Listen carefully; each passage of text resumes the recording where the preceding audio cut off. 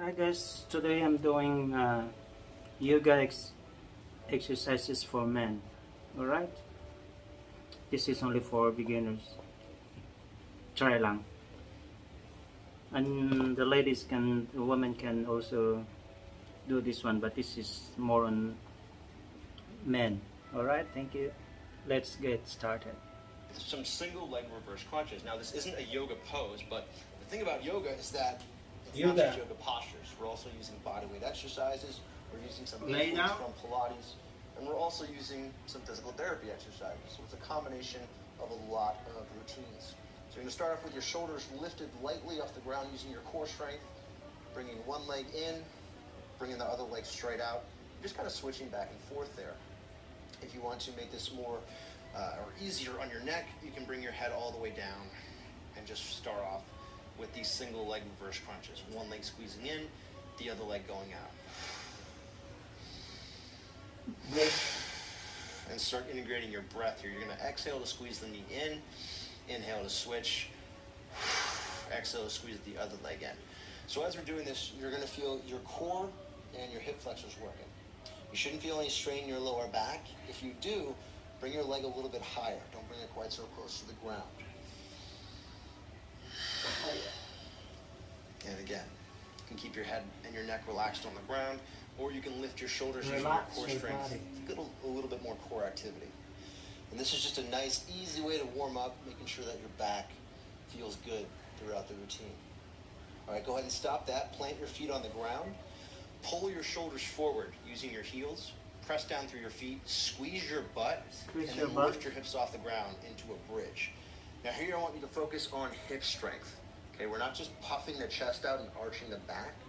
I want you to instead use your hips to lift. So you want to squeeze your butt cheeks together. Squeeze your butt here. Push down through your feet. Squeeze your thighs. Pretend like you're holding something between your inner thighs. And again, using your glutes, using your hamstrings, pushing down through your feet here to support yourself. Okay, the biggest error that I see here is people try and make this a contest. They try to get as high as they can. They arch their back, they pinch their lower back, and they're missing out on engaging their glutes, which is really the best benefit of this exercise, is that we're working on your glutes. So focus on your butt, focus on your thighs, keep your lower back relaxed. It helps to also think aiming your pubic bone at your face. So you want to have a slight posterior tilt here. That's going to help to maximize your glute engagement. So again, posterior tilt means kind of rounding your back, better glute engagement.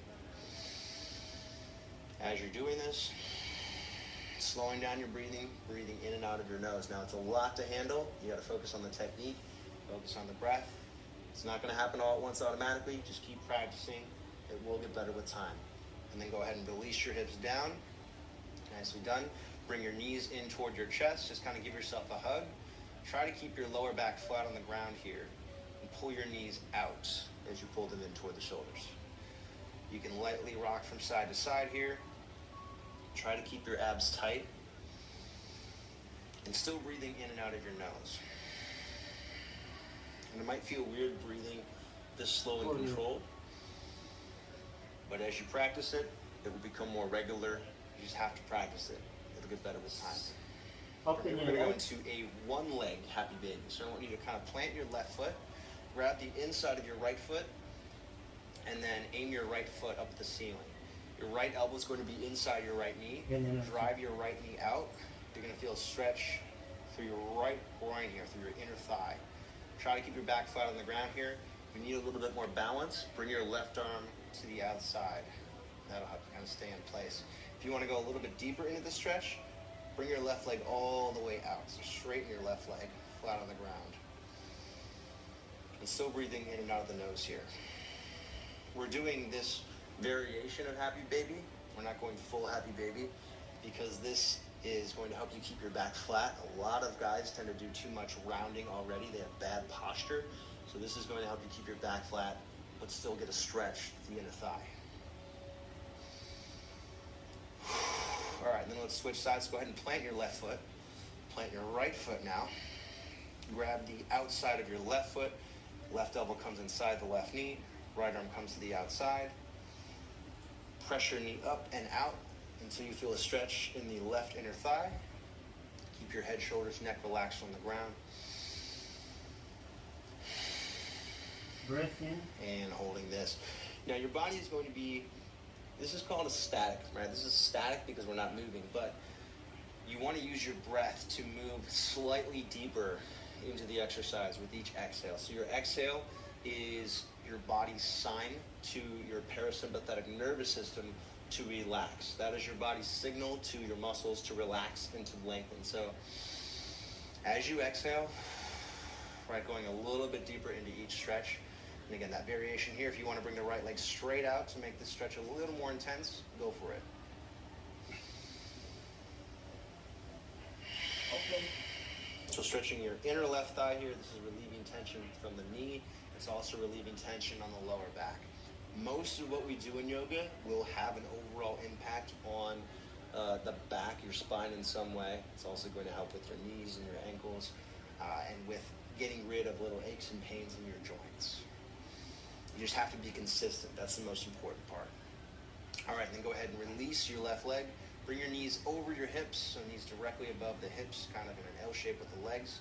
And then bring your legs over to the right, keeping your shoulders on the ground. Now you might notice that your left shoulder comes off the ground here if you're not super mobile through your spine, and that's normal. That's okay. Don't worry about it. Just do your best to get that left shoulder to the ground.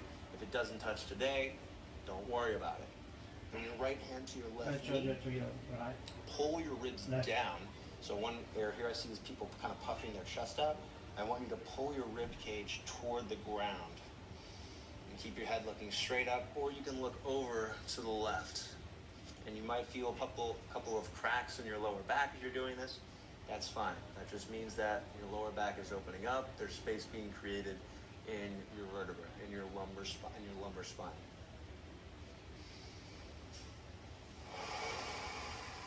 Breathe in, breathe out. I notice that I'm breathing really slow and controlled as I'm holding this. You can feel the stretch through the outer hip, through the lower back, and if your chest is tight, you also might be feeling this through your left pectoral muscles. Let's relax. All right, and then bring it back to the middle, knees back over your hips. Just kind of take a breath there to get reset, and then bring your legs over to the left. Now you're going to bring your left hand on top of your right knee. Do your best to squeeze your right shoulder to the ground. And again, avoid puffing your chest out here. I want you to pull your rib cage down toward the ground. And deep breaths in and out of your nose.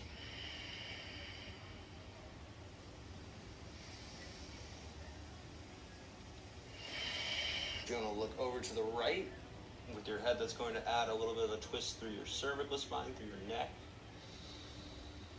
That's really nice because we tend to do a lot of looking straight forward during the day when we're on our phones, when we're on the computer, we're looking straight forward. We're not really doing any twist. So part of what we do in yoga is trying to counter what we do during the day. Right? So you want to do positions that are the opposite of what we do while we're sitting, or while we're inactive. So you're going to find a lot of counter movements in yoga, or at least in the good yoga routine. All right, and then bring it back to the middle. And from here, we're going to sit up and take it into a tabletop position. So tabletop, your hands are going to be under your shoulders, planted under your shoulders. Knees are going to be under your hips. And the first exercise here is a cat-cow. So this is a very basic but very essential exercise for spinal mobility. You're moving from an arched position as you inhale to a rounded position as you exhale. I recommend pushing down through your hands here, lightly squeezing your thighs toward one another, and that's going to add a little bit more shoulder, a little bit more hip engagement, which is going to make this stretch more effective. So anytime we can add muscle engagement to stretching or to mobility work, you're going to get more out of it. You're going to get deeper into the exercises. Ganyan lang siya. And it might be weird at first combining the movement with the corresponding breath. It just takes practice. Okay? Inhaling to arch, making sure that you're lengthening your neck. So I want you to think lengthening from your mid-back all the way up to the top of your head. And and then exhaling to round. Look up. Pulling your belly button toward your lower back, squeezing your thighs toward one another, pushing down through your hands, tucking the chin. Do about 3 more of these on your own pace. If you want to move a little bit faster than this, that's fine. If you notice that you're running out of breath, that's okay. But just a quick word of advice. The more that you practice this, the easier it is to be to breathe longer, to make your breath longer, and to hold it for a longer time. So it might seem difficult at first, might seem uncomfortable, but if you push yourself through it, you'll get used to it, and it will become easier. Last cat-cow. Shoulders down and back, neck long, top of the head up. Exhale and round. Chin in, belly button toward your lower back. Thighs hug toward one another. Abs tight. As long as you can. Alright, nicely done. From here we're going to move into a bird dog. This is a stabilizing exercise for your core. Very similar to a plank, except instead of having both feet up, you're going to have one knee down and one leg back. So start by lifting your left arm straight out, and then without moving your hips, so very slowly, very carefully, bring your right leg straight back, press the heel back, reach your toes toward you, hug your right hand and your left knee toward you. Straight down at the ground. So avoid arching your back and looking forward here. A big problem I see here is people tend to arch their back and they tend to let their belly button sink. I want you to try and think about a plank here and keep your body straight. Hugging that right hand toward your left knee, driving your left heel or your right heel back, and reaching that left hand forward and up. Chin is relaxed in toward the throat. Relax your body. One more breath here. And then release that hand, release the knee down, and you're going to switch sides. So straight into it, reach your right arm forward and up, palm can face to the outside, pressure, or to the inside rather, and then without moving your hips, bring your left leg straight back, reach your toes toward you, press your heel away from you. Now a big problem I see here is people tend to turn this hip out, and they turn the hips to the outside. Make sure that the left toes stay facing straight down, and your hips are squared forward. Hug your left hand and your right knee toward one another. And again, belly button is lifted, so it should feel like you're doing a plank here. We're working on core stability. This is a really good exercise for your lower back. It addresses the root causes of lower back, but only if you're doing it properly. So make sure that your spine is straight, not arching the back. Lots of core engagement here. Still breathing in and out of your nose. And one other aspect of yoga is always keeping your neck free. All right, so we want to avoid crowding the ears with the shoulders. Lengthen the neck, pull the shoulders down and away from the ears. One more breath. And then release that hand down, release the knee down. From here, moving into a child's pose. This is a very common yoga pose, but it's a really good one for your lower back. Yeah, don't go straight into it, I'm gonna walk you into it. So bring your knees wide, big toes touch, and I want you to keep your chest upright here. So the biggest error that I see, people just kind of round and fall down into this, and they round their back. I want you to keep your back as straight as you can. So start off with your chest lifted, your back flat, just like you had it for that plank, or that bird dog. And then slowly walk your hands forward, bring your chest toward the ground, keeping length through the front of your torso, keeping your back flat. Press down through your hands. Push your butt toward your heels. It doesn't matter if your butt touches your heels or not. The important thing here is that you're keeping your back flat and feeling stretching through your chest and your shoulders. So pushing down into the ground, pressing your lower back toward your belly button so that your core is engaged. Feeling stretching through your hips, through your groin, and breathing slowly and controlled in and out of the nose.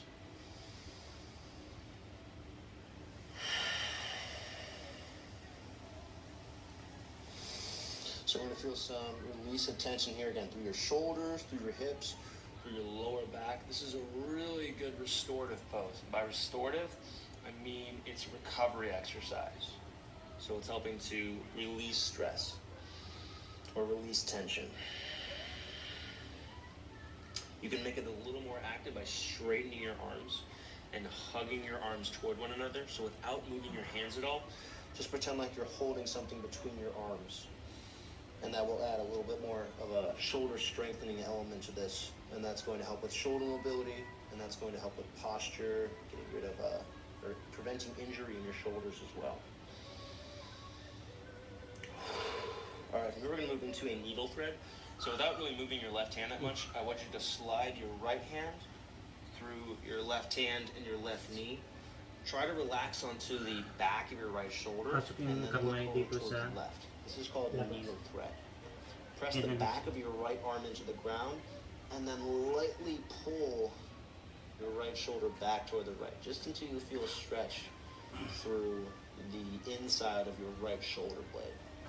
So kind of keeping your butt back like we did for child's pose, keeping your left hand planted, so we've got a little bit more of a strength element for the left shoulder here.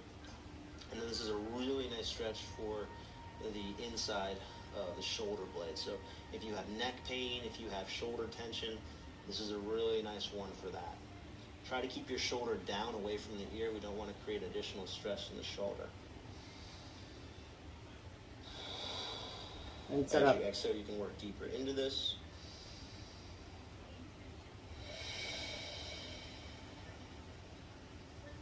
One more breath here.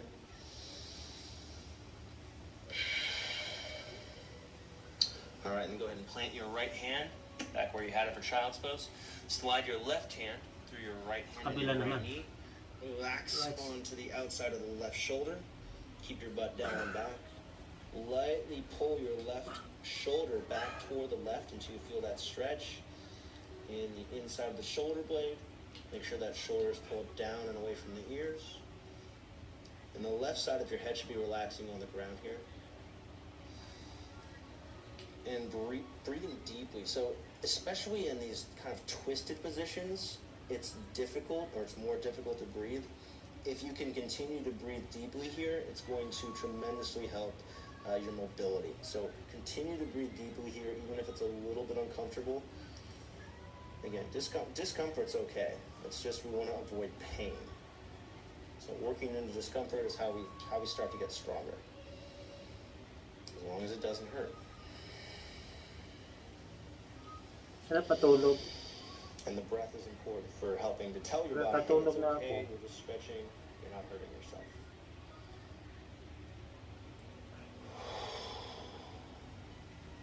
All right, and then coming back to the middle. Nicely done. We're going to move into a lunge from here. So I'm going to have you grab your 2 blocks, place them on either side toward the front of the mat. Step your right foot up between your hands into a low lunge. So we want to be really active in this low lunge. So a lot of people will do a passive lunge. Kind of put the hands on the knees here, look around, watch the geese fly by, whatever they're doing. So here I want you to do, we're not going to do that. We want to be really active. So we want to work on strength. We also want to work on flexibility here. So push down through your right foot. It actually helps if you hover the left knee at first. Then you kind of understand how much your right leg should be working. And then set that left knee down. Don't dump all of the weight into your left knee. So we're kind of putting more of the weight in the hip, resting a little bit into that left knee, but not putting your full body weight. Squeeze both glutes. So I want you to squeeze your right glute, squeeze the back of your left hip, so your left glute, and you'll feel a stretch through the front of your left hip flexor. A lot of people, when they have back pain, they want to do a forward fold, which means kind of reaching down and touching your toes. And actually, this is often more helpful than that forward fold because we're opening those muscles that get really tight and then pull on the lower back. So a lot of what we're doing with yoga is strengthening or stretching the muscles that connect to the spine rather than just stretching the muscles of the spine, which isn't going to help. So in this low lunge, chest is pulling up, pushing down through my right foot, lightly squeezing my legs toward one another. So you can squeeze your right leg back while squeezing your left leg forward. And again, both glutes are engaged here. It helps to use the blocks at first just to kind of understand that you want to keep yourself lifted here. We don't have to work on the balance as much. And if you need a little bit of support to take the weight out of the knee, you've got those blocks there. Notice that as you exhale, you Straight can your relax body. deeper into this stretch. I say stretch, but it's also a posture, it's also strengthening. So we're doing more than just stretching here. We're going to move into a half split. So I want you to move the blocks back about a foot. Okay, blocks come back about a foot. Move your left knee back about 6 inches. Straighten your right leg until you feel a stretch at the back of the right thigh. And then reach your toes.